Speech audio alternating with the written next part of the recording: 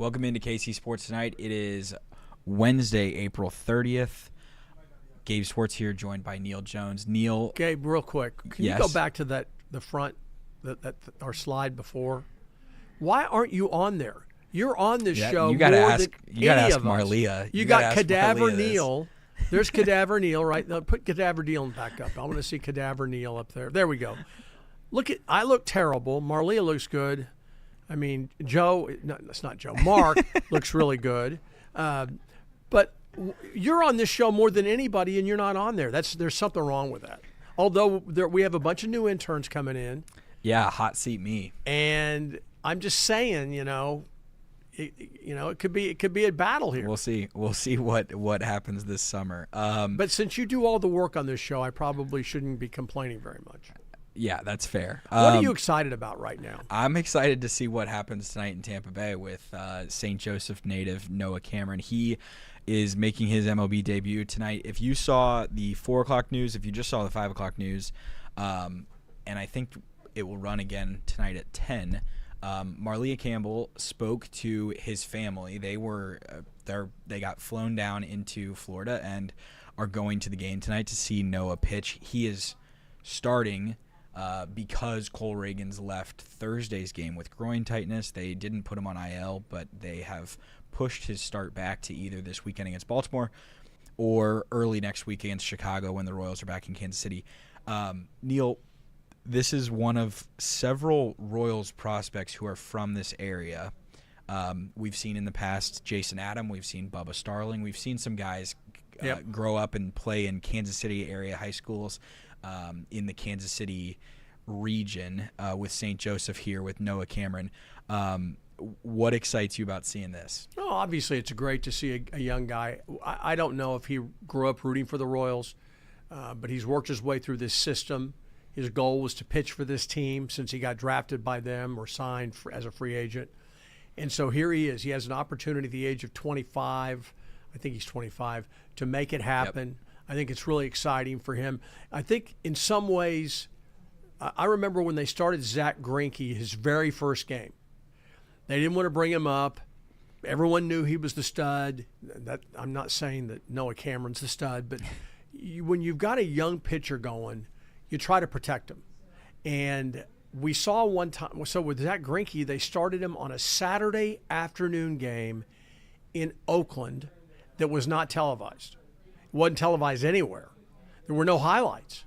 And I remember I went over and did a story with a kid who was not very far from Channel 5 over here by the station, who was a big fan, and he was listening to the game in his bedroom. I felt like it was like 1941, and some fan is sitting there in his bedroom going, "Oh God, it sounds like the thing's going pretty good." I mean, it was that they did that by design. Very little media attention. Oakland was not a terrible team, but they didn't draw, so there wasn't a big crowd. They wanted him to be put in a situation where it wasn't New York City, it wasn't California Angels, it wasn't a big-time market, it wasn't a hostile crowd. It wasn't at Kauffman Stadium where everybody gets excited and comes out to see the rookie pitch. They went the opposite way to protect him.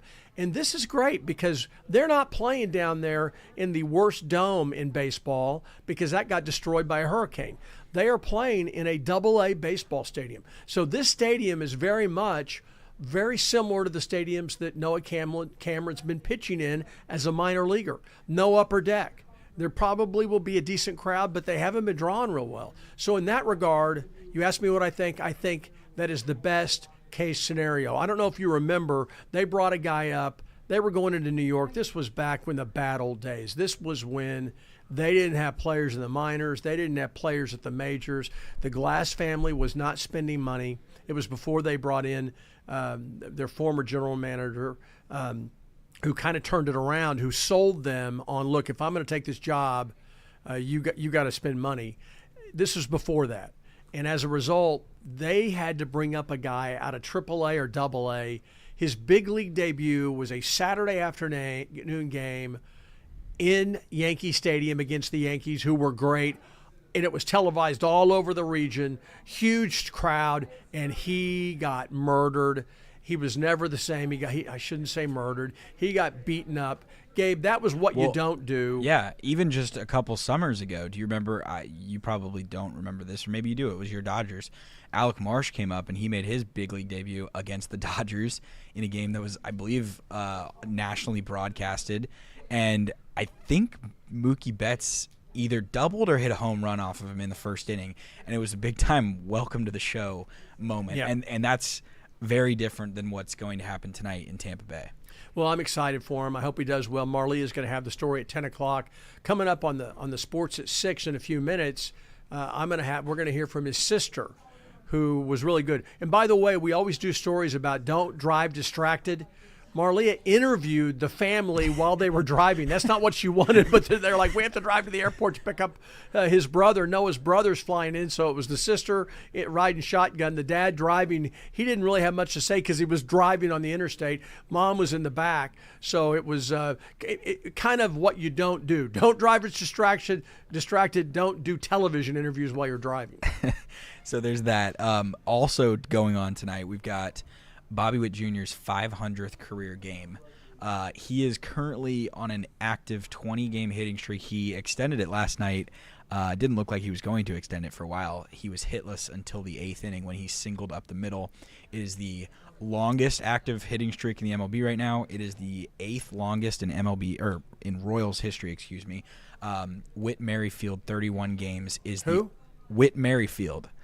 Who was that? With the Royals. He played several years ago. Yeah, it was relatively recent. It wasn't the 1800s. I believe it was How 2019. quickly we forget. There you go. So Bobby is how 36 great is it? games still away from. How exciting from the is it that all-time our streak. best hitter isn't Whit Merrifield?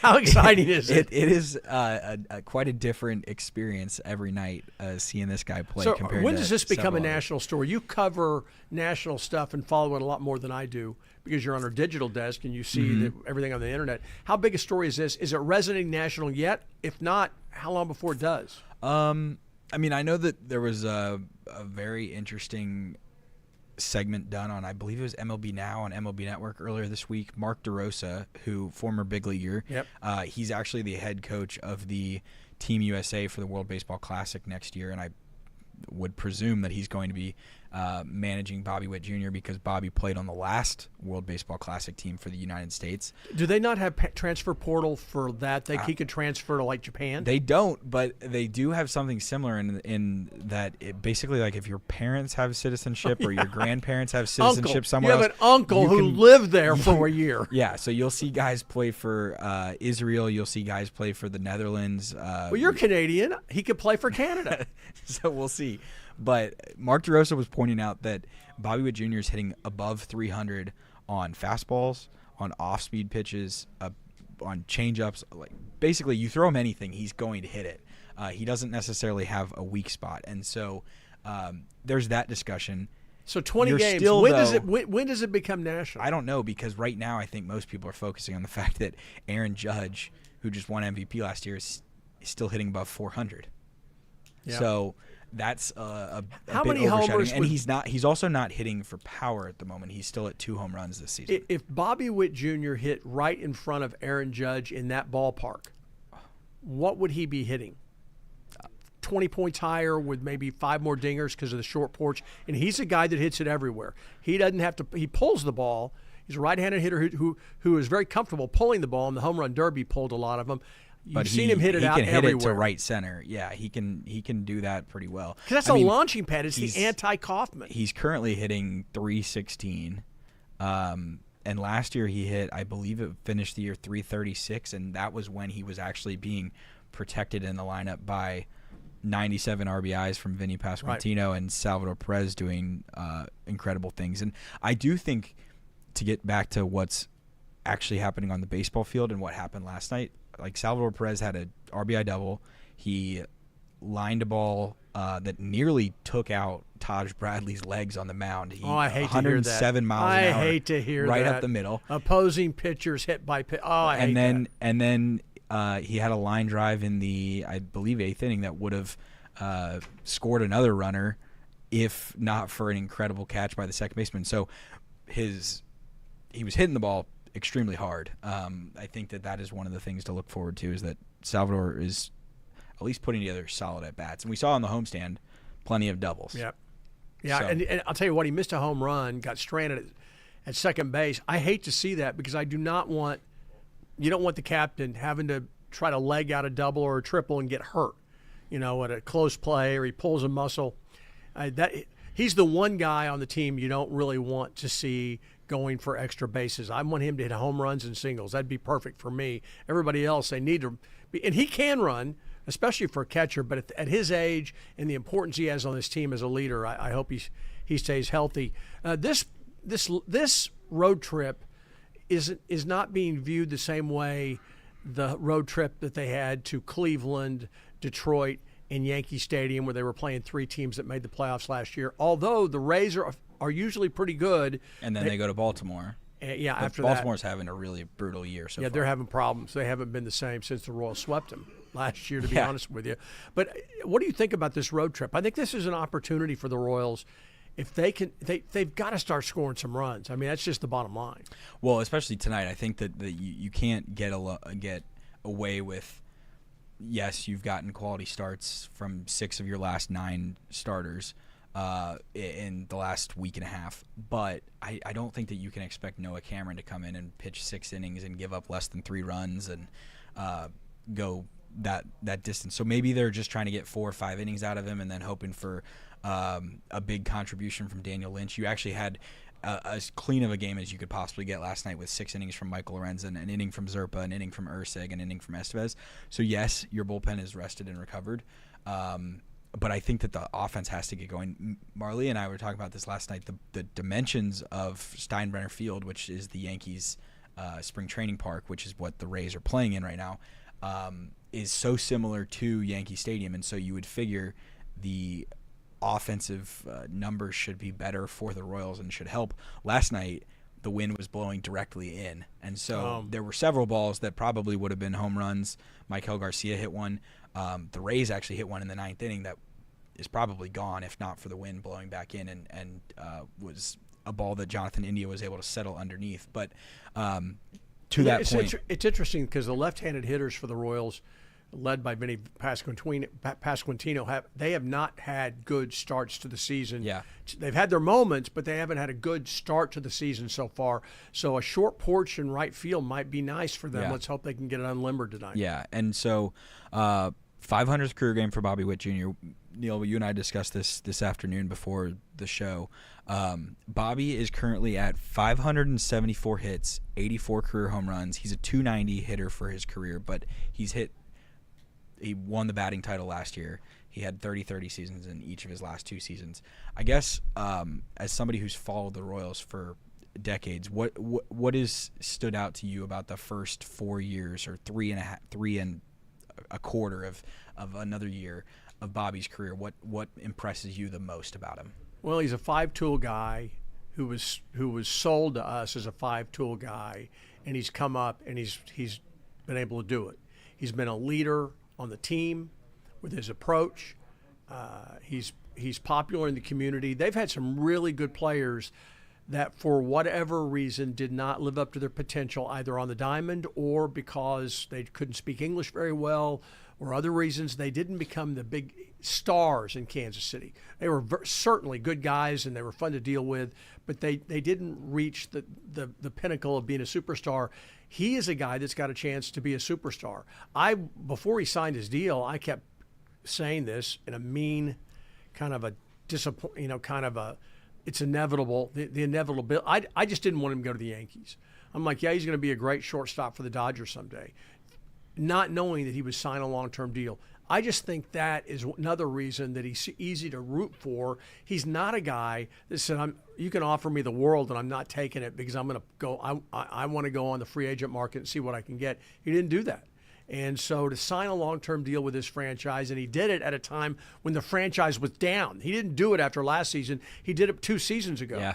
When the team had gone through one of the worst seasons anybody. Literally the worst season in franchise history. I mean, it was a nightmare, and he believed in what they were trying to do. He believed in the guys that he'd come up with and people he'd seen in the minor leagues. He believed in J.J. Piccolo and the new owner. John Sherman, and so he signed on. So I just think that there are a million reasons to root for him. He plays hard. He plays good defense. He runs balls out. He's not Juan Gonzalez who hits. It's either home run or he doesn't even run to first base. He's easy to root for. Yeah, I completely agree. There was a yeah. I've been around long enough. I can't judge the Royals because when I came up here in '93, they were already they had gone up and gone down. They were bad. But one thing I do recall was seeing Pete Rose pursue Joe DiMaggio's consecutive game hit record, which was 56 games done in 1941. And I remember, and I hated Pete Rose because he played for the Reds, and I was a Dodger fan. They were the same division. And so I remember as he got closer, building up, and this is before ESPN. So this was on the regular national newscast. And Pete Rose gets another base hit today. He's now 50 or 30. I guess it was probably when he got to be about 40 is when everybody picked up on it. And then it became a massive, massive deal. Now with ESPN, I think you're going to start to see the mainstream media, if he could get to 30, if he could go 10 more games, a big if, but he's able to do it, Gabe, I think it becomes a national story and at one of the headlines on ESPN.com and everything else. Yeah, we'll see. He's hitting, I think it's like 350 in the last 94 games. So that's over a half of a season dating back to like last July. And this is their first, remember, this is their first series in warm weather. Now, they had a decent, I think the last game in Detroit, was it Detroit? I think the last game in Detroit was reasonable. Everything else has been fairly cold. They had one home game that was kind of warm. It was sunny, but it wasn't really warm. And I asked the manager, do you think it'll help a team? You know, everybody says, oh, people hit better when it's warmer. Do you think that'll be a factor for you? You guys are going down to Tampa. And he goes, oh, no, it's warm for them. It's warm for us. But the players and the general manager, J.J. Piccolo, on Sunday's radio show with Ryan Lefevre said, hey, we're going into warm weather. That usually helps the hitters. So I was hopeful that maybe that would benefit them. Obviously, Houston is either going to be warm or that it'll be the dome will be closed. So it should be 70s, 80s, whatever degree down there. So let's hope that they can get those bats right before they come back. We'll see what it looks like. Noah Cameron's debut, 6:05 p.m., so just after the show. Highlights tonight at 10 with who? Neal Jones with on Neal KCTV Jones. There 5. you go, at KCTV 5. Last thoughts before we go for the day. Chiefs draft thoughts. You have not been you've been off the last 2 days getting out and playing some golf, but the Chiefs made 7 draft picks this weekend. They also signed several undrafted free agents. They're going to have mini camp this weekend, which I'm sure you'll be out at. They drafted a tackle in the first round after what happened in the Super Bowl. You can take this whatever direction you want. What stood out to you most about the Chiefs draft class? Well, I heard a medical expert who, before he goes on any show, he always says the same thing. It's a disclaimer. I haven't seen his medical records. I haven't examined the patient. I haven't talked to his doctors. I am going by the injury. He had a ruptured or torn patellar tendon in his knee. And he said typically that is not a 12-month injury. We're used to ligament injuries, especially the ACL, the main ligament in the front of the knee. We're used to seeing that. They've got that down to a science with minimally invasive surgeries. They're able to rebuild it using either part of your patella or other things, and it's able to regenerate and start to really become firm and in good shape in 9 months. So you're seeing, a guy gets hurt in November, he can play the next football season. This expert said this is what this guy does. Okay, this is his job. He goes on media and he's a commentator about medical stuff, and he's like presumably a doctor, and he said this is not a 12-month thing. He'll be able to run around and he'll be able to go to OTAs. He'll be able to be at training camp. But for load bearing, he talked about all the physics of the knee, the physical makeup of the knee, the physiology. He said you're not going to be 100% for a while, even at best. They say he's ahead, but ahead of what? So he said, I don't think he'll be able to play this year, or if he does, it'll be really late in the season. But there's a good chance that he will be able to be 100% at some point. It just might not be his first year. Remember, the Chiefs went out and signed a free agent left tackle from the 49ers, a guy who started 7 games, I believe, or played in 7 games for them after Trent Williams, their left tackle, got hurt. So he's a guy they had tape of him. Yeah. And he's playing left tackle for the Niners, and they said no, he acquitted himself well. So, Gabe, I'm hopeful, I'm optimistic that this guy could be the answer down the road, but I'm not going to hold my breath for this season. Tonight at 6 o'clock, this is what they call a tease. Mm-hmm. Tonight at 6 o'clock, I tell you why you should not be focused on the first-round pick. We all focus on the first-round pick. He may not be the guy. The guy that may shock the world was picked later. Coming up 6 o'clock, we'll see the guy, we'll hear from the scout, and we'll tell you why he might be the most important draft pick the Chiefs made. That is quite the tease. I'm racking my brain through the other 6 picks and trying to figure out which one. Don't go there. It's called a tease for a reason. So we leave it and go on to the next thing. I am just as teased as the viewers are in that I don't know who that's going to be about, and I am very intrigued to see. Let me ask you. You're an ASU fan. Scadaboo was one of the darlings running backs of the football world. Came on. I mean, none of us.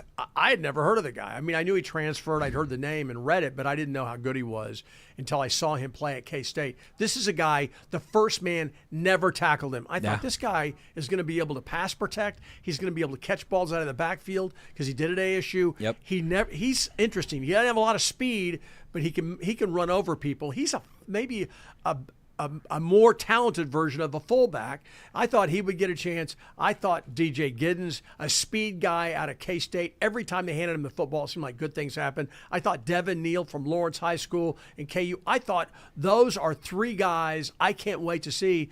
What happened? Why did they fall between the cracks? So I think that everybody, the whole thing with the drafts is as soon as there's a run on positions, it kind of gets going. And so we kind of saw that at the start of Saturday where Scadaboo was the 3rd pick of Saturday afternoon. I think it was 104th overall or 105th overall.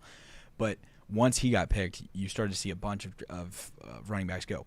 I think that from a local perspective, from a Big 12 perspective, we saw R.J. Harvey from UCF. He went to the Broncos in the 2nd round. Thought that was a little earlier than expected, and Big 12 fans would have said, yeah, he was really good. I don't know if he's the one that I would have tabbed to go ahead of DJ Giddens, ahead of Devin Neal, ahead of Cam Scadaboo. Scadaboo kind of lucks out, in my opinion, because he goes to the Giants. They're a team that he's probably going to compete for the starting job because his competition there is Tyrone Tracy and Devin Singletary, 2 guys who did not have a lot of success last year. Nobody had New York had success. It had much success. DJ Giddens goes to the Colts. He's behind Jonathan Taylor, so he's probably not in a spot where he's going to get a ton of usage as a rookie.